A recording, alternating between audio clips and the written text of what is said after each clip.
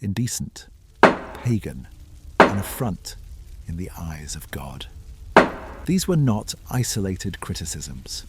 They were social verdicts in a Florence where objects deemed immoral were dragged out of homes and thrown onto public bonfires, right in the middle of the city, in full view of everyone. Books, mirrors, luxurious clothing, paintings. Now imagine that world. A city in a state of moral purification. Fevered sermons, obedient crowds, and at the center of it all an image too large to ignore, a nearly life-sized nude woman moving across the sea, without guilt, without shame, without punishment. Look at her, at the pale skin exposed to the cold, at the useless gesture of hands trying to cover what has already been revealed, at the hair winding around her body like an improvised veil. Nothing about her asks for forgiveness. This painting had every reason to disappear. A pagan subject, explicit nudity. Beauty celebrated at the exact moment beauty was beginning to be treated as sin. And yet, it remained, not by accident, not by miracle, because once you understand why this painting should have been burned, a far more unsettling question emerges. Who decided it deserved to survive? It survived because it was born in the wrong interval. A short one, unstable, almost accidental. By the late 15th century, Florence was still flirting with its classical inheritance. The elite admired Greco-Roman antiquity, collected myths, and funded images that celebrated beauty, harmony, and pleasure. But that tolerance had an expiration date, and it was running out. The rules of the world were changing fast. Images were no longer just decoration, they were moral statements. The nude body was only acceptable if it was tied to sin, to the fall, to punishment. Eve was allowed to exist. A celebrated goddess was not. And that is exactly where the birth of Venus becomes a problem, not because it shows nudity, but because it shows nudity without guilt. Sandro Botticelli understood this. He was not naive. Until then, he painted biblical scenes, safe narratives, officially approved subjects. But after absorbing classical culture in Rome, he made a dangerous bet. He replaced Christian sacred imagery with a pagan myth. And not just any myth, one that places a nude woman at the very center of the composition as an absolute ideal. This work is not passive. It takes up space. It meets the viewer's gaze. It demands contemplation. To emerging religious authorities, this was not art. It was provocation. To moralists, it was an invitation to deviance. To a city on the verge of radical purification, the painting looked like evidence. And that threat becomes even clearer once you notice one fundamental thing. Botticelli did not paint what the title promises, because the real problem with the painting is not what it shows. It is what he deliberately chose not to show. He did not paint a birth. That is the first lie. If you look closely, Venus is not emerging from the sea. She has already arrived. She stands upright, balanced on an open shell being pushed towards solid ground. The moment Botticelli chose is not creation, but entrance, a subtle detail, and a deeply intentional one. Now look at the body. The posture is impossible. The weight does not distribute correctly. The neck is too long. The torso seems to twist beyond what is natural. Botticelli sacrifices anatomy for something far more dangerous: absolute idealization. This is not a real body. It is a concept. Look at the hands. They do not conceal. They point. They draw attention to the very thing they supposedly try to cover. A gesture inherited from classical sculpture, familiar, studied, instantly recognizable to any educated elite of the time. The hair is not decorative detail. It functions as a veil deliberately winding across the body. A pagan veil. There is no Christian modesty here. There is visual strategy. And then there is the shell. Too large, too central, an ancient symbol of fertility, pleasure and birth, placed like a stage.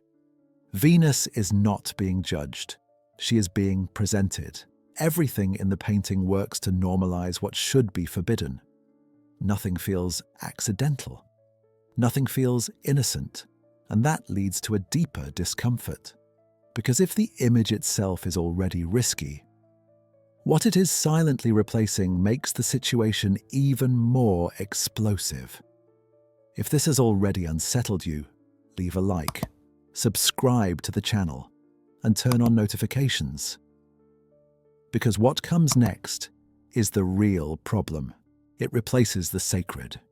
For centuries, the nude female body could only occupy the center of an image under one clear condition: guilt. Eve exists in order to fall. The body appears to be corrected, covered, punished. Nudity was pedagogical, a warning. Venus shatters that entire logic. She does not ask for redemption. She suffers no consequence. She is corrected by no one. The space she occupies in the painting is the same space once reserved for holy figures. Central, illuminated, isolated from the chaos around her. Botticelli applies to a pagan goddess the same visual grammar used for the Christian divine. This is not an aesthetic coincidence. It is a symbolic substitution. What the world expected to see was a moral allegory. Something distant, mythological, safe. What it received was an idealized body treated with reverence. And Florence noticed. When the city's climate changed, images changed status. What had once been humanism became corruption.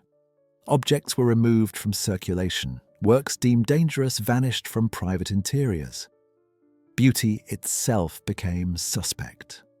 This painting was not burned in a public square, but that does not mean it was accepted. It had to be relocated, silenced, protected by powerful patrons.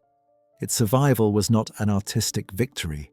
It was a political maneuver. Critics could not attack it openly, so they distorted it. They reduced the work to allegory. They neutralized its impact by calling it a harmless myth. But the damage was already done. The image existed, and someone would have to pay the price for creating it. Because when a work challenges public morality, the punishment rarely falls on the object first. The price fell on the artist. Sandro Botticelli was not imprisoned, nor officially exiled, nothing that dramatic. The punishment was slower, more efficient. He remained alive as the world around him shifted in tone. Florence entered a phase of aggressive purification. Sermons echoed through the streets. Pagan art came to be seen as the residue of a corrupted era. The same city that once celebrated Venus now treated her as an embarrassing mistake. And Botticelli adjusted, not out of fashion, out of survival. His subjects change, the lightness disappears. Figures become more rigid, darker, more penitential. Confidence in the human body as an ideal dissolves. This is not natural stylistic evolution, it is retreat. As other artists advance, he isolates himself. He loses relevance, he loses commissions.